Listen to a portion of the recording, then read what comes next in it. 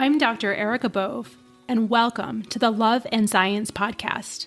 I'm your host, and also the founder of Love and Science, Thriving Through Infertility. I'm so excited you're here today. With over a decade of experience helping thousands of women just like you, I empower professional women to build their families with confidence and compassion. Let's dive in. Hello, my loves, and welcome back to the Love and Science podcast. Today, we're going to talk about a really important topic, which is AMH ranges and infertility in physicians specifically. Now, what I will say is when I was a medical student, I was taught that infertility was 1 in 8 couples. And that was maybe 20 years ago. Then about 15 years ago, it was like, oh no, it's 1 in 6 couples. But more recently, I've learned that female physicians have a 1 in 4 chance of having infertility, right? So 1 in 4 female physicians has infertility, and 1 in 3 female surgeons has infertility.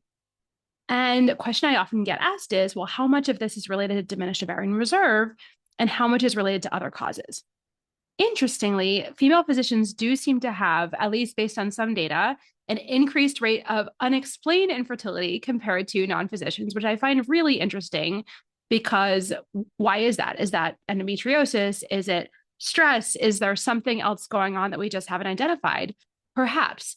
But I will say anecdotally, when I see a female physician on my schedule, invariably we find really high rates of low AMH, really high rates of diminished ovarian reserve. I combed the literature to see if there was some study I could quote that would back this up. And sadly, I could not find anything like that. But I do think that, if you look at it, we know that female physicians do have delayed childbearing. That is a fact. Female physicians have their first baby, if they are lucky enough to have a baby, on average 5 years later than non-physicians. And so you have to ask the question, okay, what is this about? We understand there's this constellation of biology and also these social and societal pressures. And so, thinking about it, I finished my training when I was 33 years old, right? And if you're a cardiac thoracic surgeon, or maybe you took some time before you went to medical school, you might be starting to try for your first kid in your mid to late 30s, or sometimes even later. Also, we know that female physicians do tend to remain single for longer than their non-physician counterparts. And so it's really interesting to think about, okay, so some people take that information and say, this is important to me. I'm choosing single parent procreation. And other people say, you know what, that's not my vision for family life. And I'm going to wait and go on these dating apps, and I'm going to give it everything I've got to find a partner first and then start to build my family. There's no right or wrong here. There's many beautiful ways to build a family, but you could see how life gets busy, years pass, and if somebody's meeting the love of their life at 39, they may have a harder time conceiving than somebody who maybe met their partner 10 or 15 years earlier, right? And we also know there's the LGBTQ community as well, and we need to honor that as well. And not, we can find donor sperm that's readily available, but it's so incredibly expensive. And I mean, I remember when I was a resident, I remember staring for about 20 minutes to see if I could make a $20 purchase because I wasn't sure if I could because, things were so tight. And to say, okay, well, donor sperm is $2,000 a pop for somebody who's even a resident, that can be a real stretch. So the point is that there's these social societal pressures on female physicians that, may not exist for people in other fields. Now, my own sister went through law school. I watched her go through that. That was horrible. Wouldn't wish it on anybody. So if you're listening to this and you're a lawyer, I see you, right? If you're an engineer, like my other sister, we know that engineers have high infertility rates as well. We know that women in these high demanding professions do have high rates of infertility. So this is not to say female physicians are the only ones with, these difficulties, but I do think we need to look and see what is going on in the female physician population. And sometimes it's these uncontrollable schedules, right? If you're a surgeon and you're like, well, I work 100 hours a week, I'm not sure where I'd find the time to go to a fertility office and even get an evaluation and start to figure things out.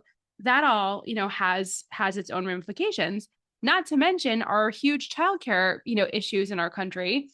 I'm based in the US. It is nearly impossible to find a daycare that is open at hours that work for a physician family. Maybe, a nanny is astronomically expensive. Most people who have their children as trainees or new attendings are going to need more than one person, because you can only work a person so many hours, right?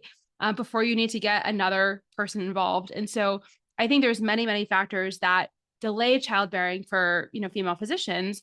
And so when I see somebody on my schedule who's a female physician, sometimes it is somebody who's 30 years old and they have diminished ovarian reserve, or maybe they have polycystic ovarian syndrome. For some reason, I see a lot of lean PCOS, in my female physician population.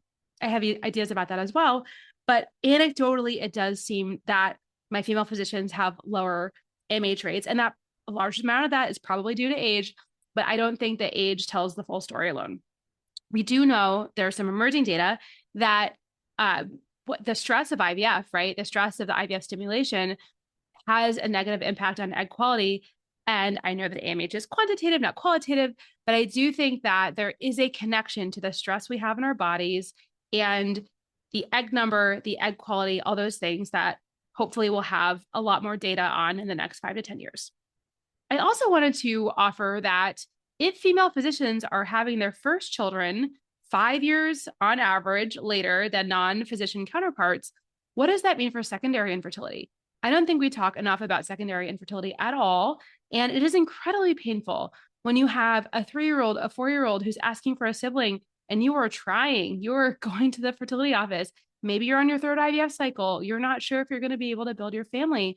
And that is its own stress, right? It's like, what am I doing wrong? My body did this before. Why can't people figure it out? That can be really, really awful. And so I, again, comb the literature, as I always do, to see if there were any data for female physicians with an increased rate of secondary infertility. I could not find that information. However, I did find that female physicians do have increased rates, of miscarriage, which, that's horrible in and of itself, and also worse pregnancy outcomes as well. So in terms of having pregnancy complications, there's lots of data, especially in women surgeons, but also in women physicians in general who are non-surgeons as well, that there's an increased risk for pregnancy complications. And I think we really need to be looking at that, because just like female physicians die earlier than non-physicians, which is terrible, we also need to be making sure that we're supporting our female physicians as we are all trying to build families alongside a demanding clinical career and serving other people.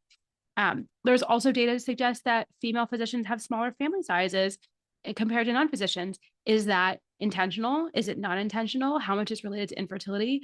It's like kind of the data with childlessness. It's really hard to understand like where that's coming from and whether it's a choice or whether it's by circumstance.